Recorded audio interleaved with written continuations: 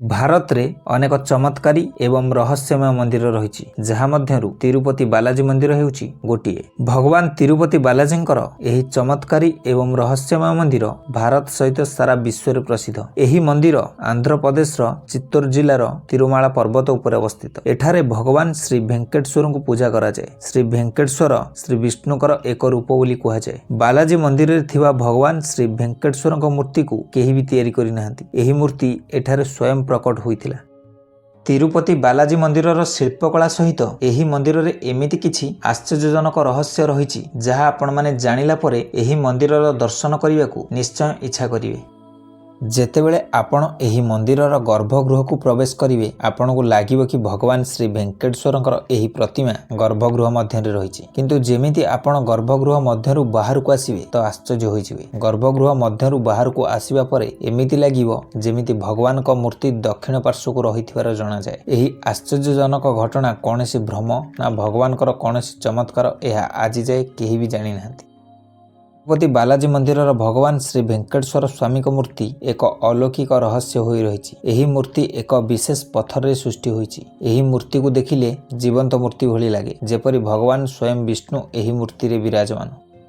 एही मंदिरर मुख्य द्वारर दक्षिण रे एक अद्भुत बाड़ी रहिछि। कुहा जाय कि भगवान बालाजी को छोट बेले एही बाड़ी रे पिटा जाइथिला। एथिपई भगवान बालाजी को मुंडरे एक क्षत रहिछि जेउथिपई भगवान बालाजी को मुंडरे चंदनर लेप दिया जायथे जेपरि भगवान बालाजी को आराम लागिबो। कुहा जाय कि भगवान बालाजी को मुंडरे लागिथिबा केश हेउछि असली जहा सर्वदा सतेज एवं कोमल रहिथे। एक आश्चर्य करदेला भली घटना हैला भगवानकर एही मूर्तिरु झाळ बाहरुथिबार देखा जायथे जेमिति कोन साधारण मूर्ति नुह स्वयं भगवान एठारे विराजमान। भगवान को गरम नहेबा पाई सर्वदा मंदिरर तापमान को ठंडा रखा जाए।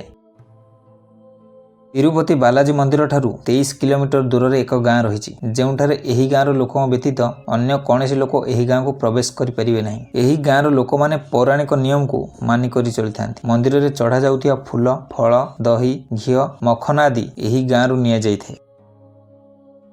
एही मंदिर रे एक दीप सर्वदा जळुथाय। सबुठारु आश्चर्य करदेला भली कथा हेउछि एही दीप बिना घी एवं तेल रे जळिथाय।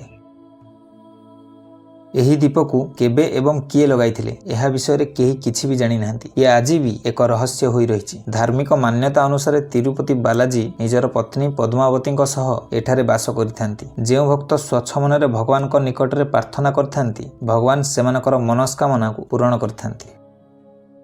भक्त माने श्रद्धारे एठारे आसी केश दान करथांती। दर्शक बंधु जदि आपण ए पर्यंत आम चैनल को सब्सक्राइब करि नाहंती तेबे पाखरे थिबा सब्सक्राइब बटन को प्रेस करी बेल आइकन को ऑन करि दियंतु जहा फल रे आम चैनल रो प्रत्येक वीडियो रो नोटिफिकेशन सर्वप्रथमे आपण पाई परिबे।